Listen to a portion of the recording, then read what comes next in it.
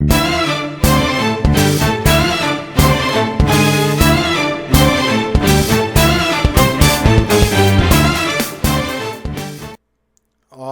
right, everybody, welcome back to another episode of The Real Review. My name's Kevin.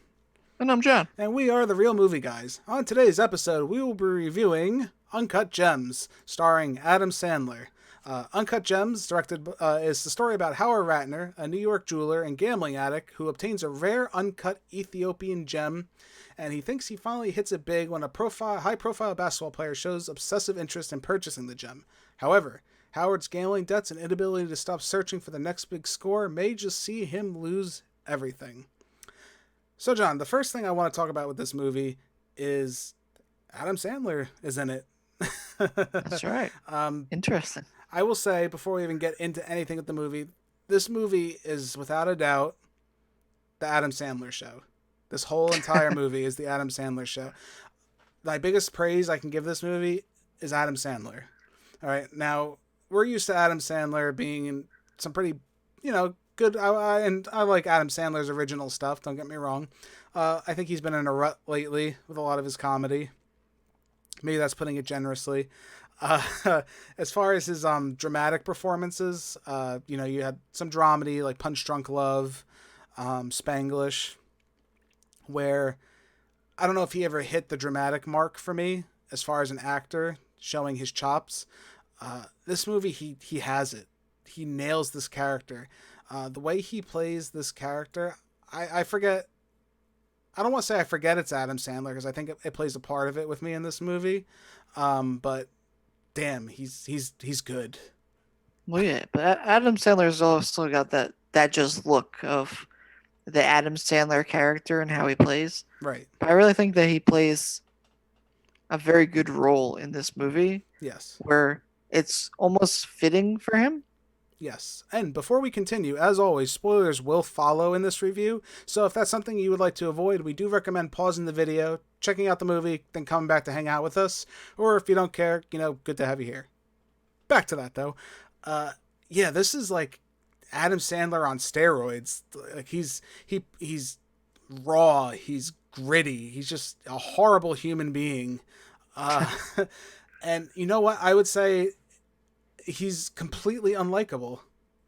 He's 1,000% unlikable. And the only reason I feel like he is likable is because it's Adam Sandler. Adam Sandler, the actor, humanizes this horrible character. And this is a weird position for me because I feel like this is a positive and a negative. It's great that the way the character's written, but it's kind of bad because you're relying on I think you're relying on the likability of Adam Sandler to have us even consider rooting for him. Yeah, that's true. I can see that. But yeah, what are some of your thoughts on this movie? Now, did you know about this movie earlier? Did you hear anything, or were you surprised by it? No, actually, like a dramatic performance. I actually just saw it on Netflix one day, right? And I read the backstory, so I was like, all right, I'm kind of interested in this. It's got sports, it's got gambling, things you like, right? It's an interesting thing, yeah. And I figured, and then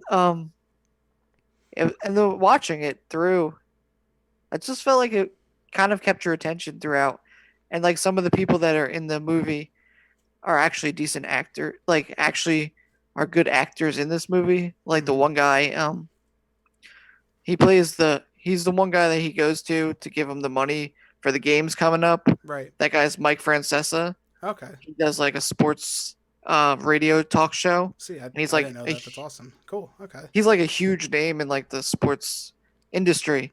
Right. And when I heard that he was going to be in it, I was right. kind of hesitant because going from sports talk radio to acting always doesn't work. Right. But the character that he plays in this, he's so good for that part, and just everything about that made me even more into this movie than I already was. Right. So his inclusion, and you had an actual athlete, there was an actual basketball player. I did have to confirm with John, guilty to admit. I'm not, basketball is not my forte. Sports not your forte? Yeah, in general. Brief. I'm there. All right. Regardless. Do you think that added like a reality to this movie? Like a bit of like, made it more realistic in a sense to I think you? in a way, yeah, it definitely made it more realistic. It made it almost as if like this could actually be happening. Like I mean, I know like things like this do happen. Right. People do get in debt and people like there's people that come after other people. Right. I think it's less now since with sports gambling being legal and everything now that Yeah. there's less of this going on per se. Right. But I think with like an actual NBA star Mm-hmm. and having a sports talks host,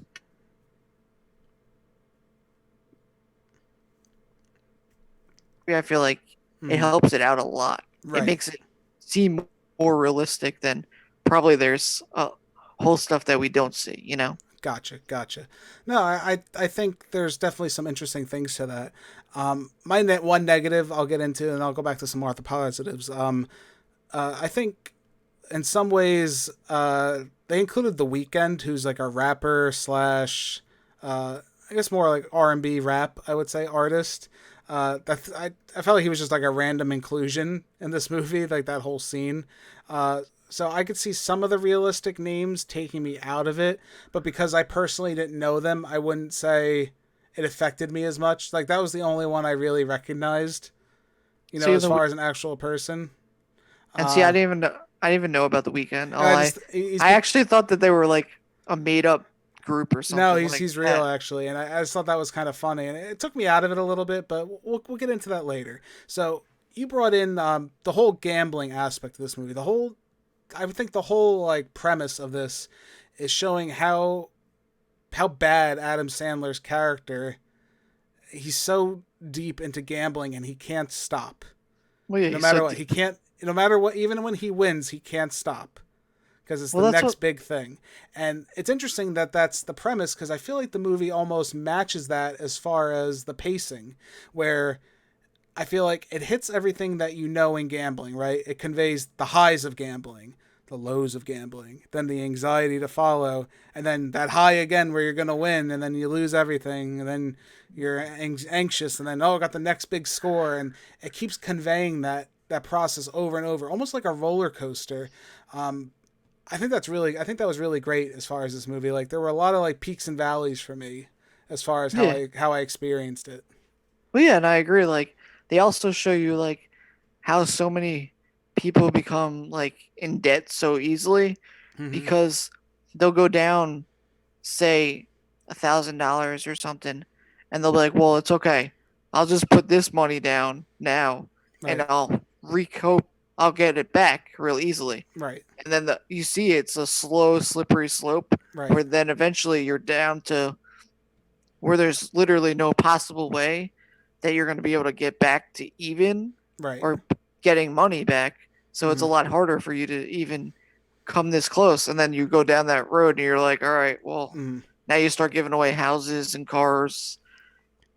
The one problem with this movie that I only had Right. was with the name of Uncut Gem Right. and that being such like almost like I feel like a small part to this movie. I mean, I know it's Right. like kind of how he meets the basketball star and how then he plans on getting his money back from Mm-hmm. eventually selling this. Right.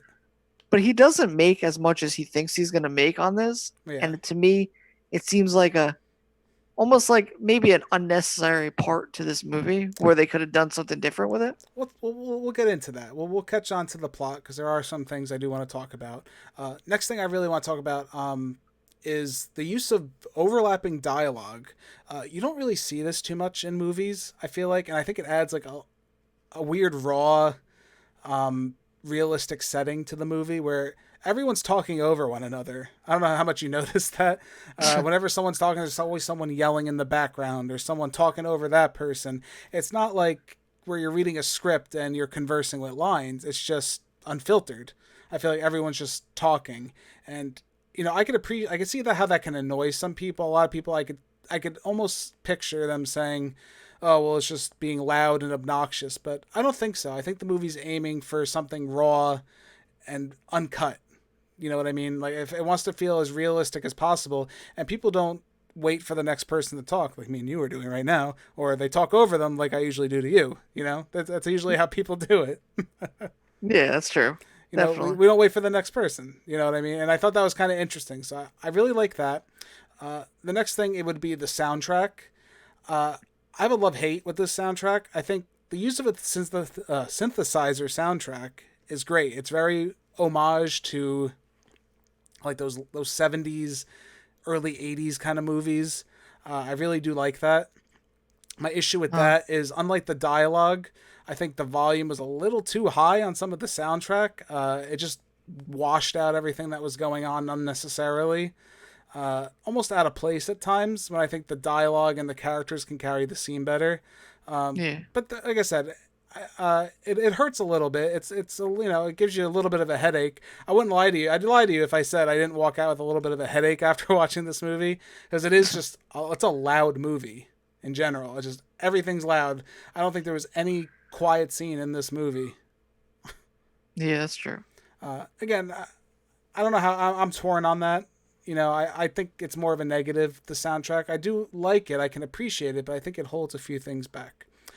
So that being said, that's kind of my stuff as far as, the dialogue and not the dialogue, the soundtrack and, that use of that device. My other thing, so the plot, right? You brought this up saying, why did they call it Uncut Gems when I felt like only, 1/4 of the movie was realistically about the gem? Yeah. Maybe. Or If 2/4. I could give it almost 2/4, almost half, maybe. Right? I mean, we'll say half, be generous, because the beginning is about the gem, right? And then the end's about the gem. But everything that happens in the middle kind of doesn't But it's like relate to the main story. It's like the first 10 minutes is about the gem. Right. And then eventually he gets the gem in, and it seems like it's important, but not really. Like, what's more important is the basketball game that's going on than what the gem is, Right. So, like I said earlier, I praised the pacing of this movie. However, that doesn't mean I don't have issues with the plot. I think the pacing's fine it's just telling these episodes of things that he's going through, but I think the plot isn't really that focused in this movie, unfortunately. You do have that initial, like you said, the setup of the gem, and then we're kind of just thrown off from there in his life, and then we revisit the gem later, and I feel like that's when the movie's at its strongest, is when you hit that third act high of everything that's happening.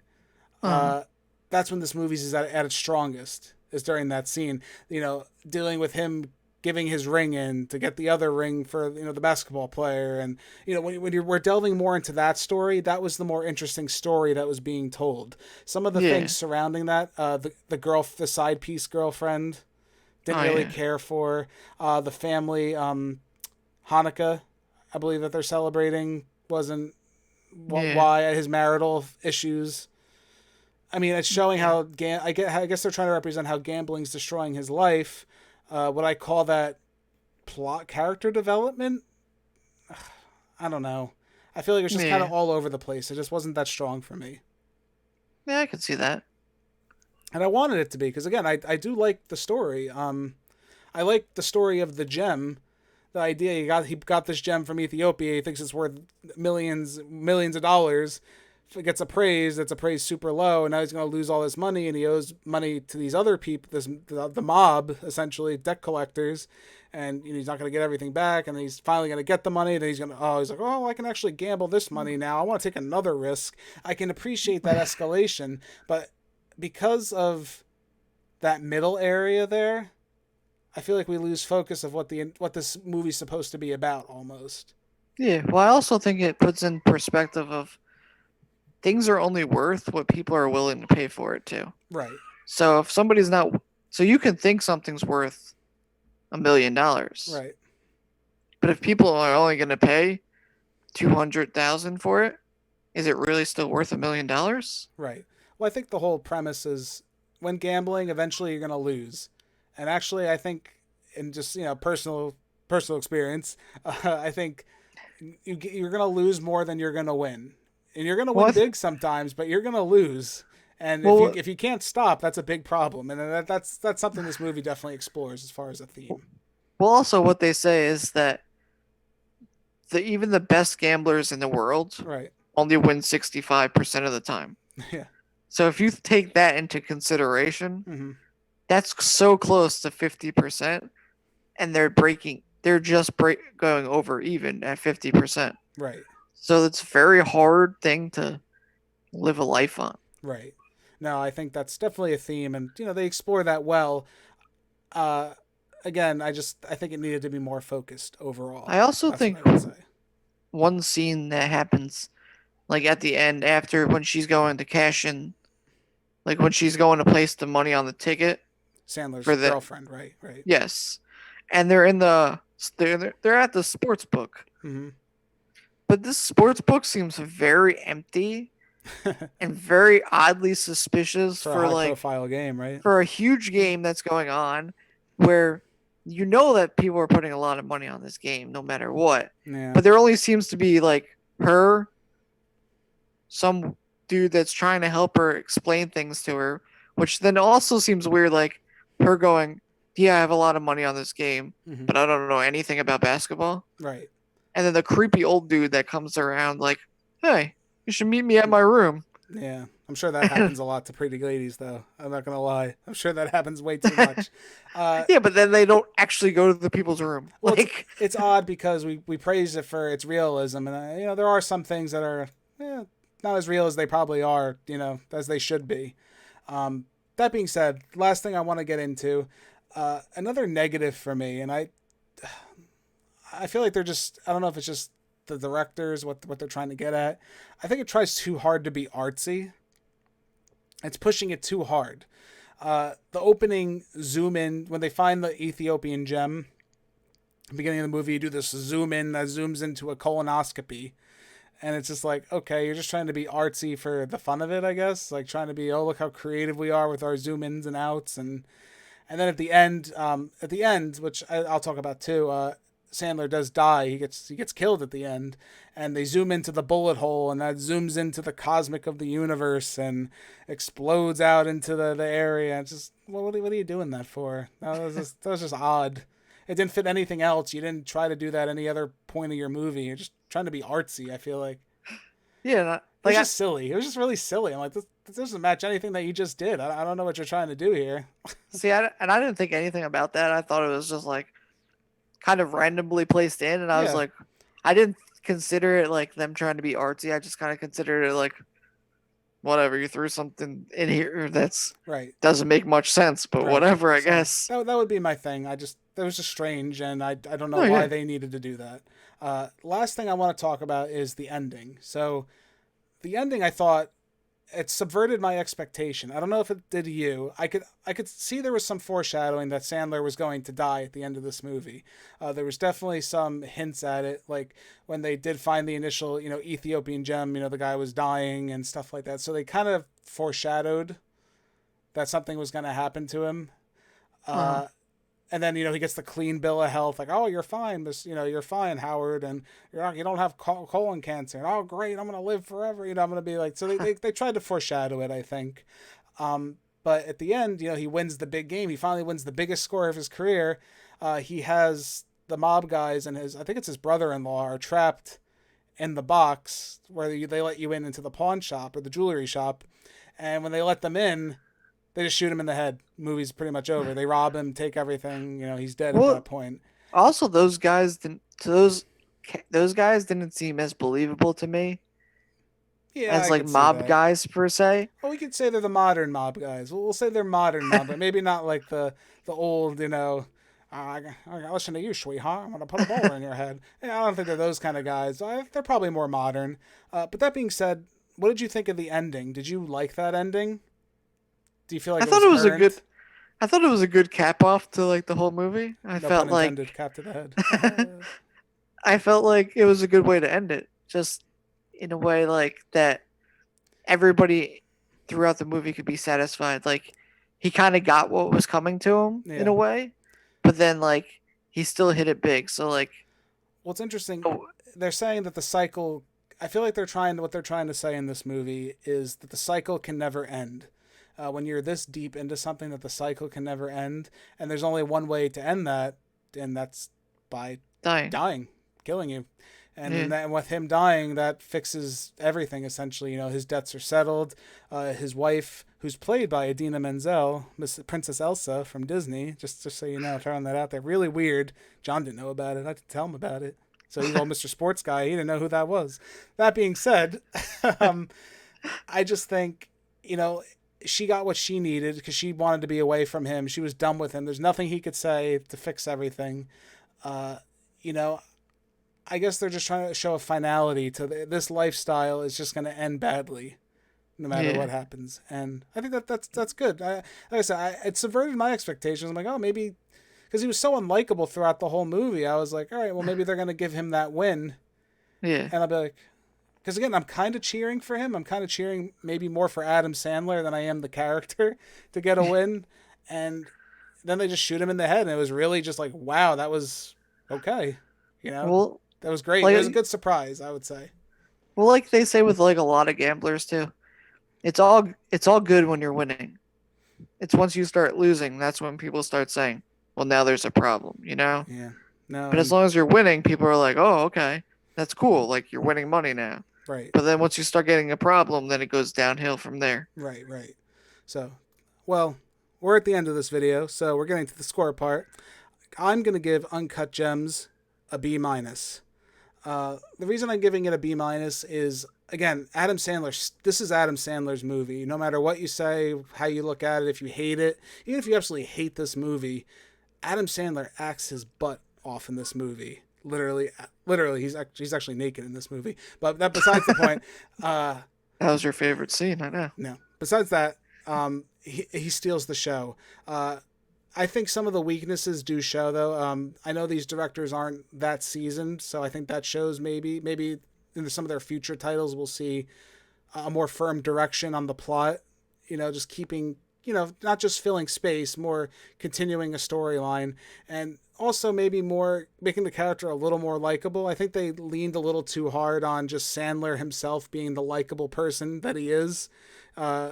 Almost to the point where I kind of forget it's him, but I don't because it's Adam Sandler. I do see that as a weakness. So, like I said, I'm going to give it a B-. John, what are your thoughts? Where are you at?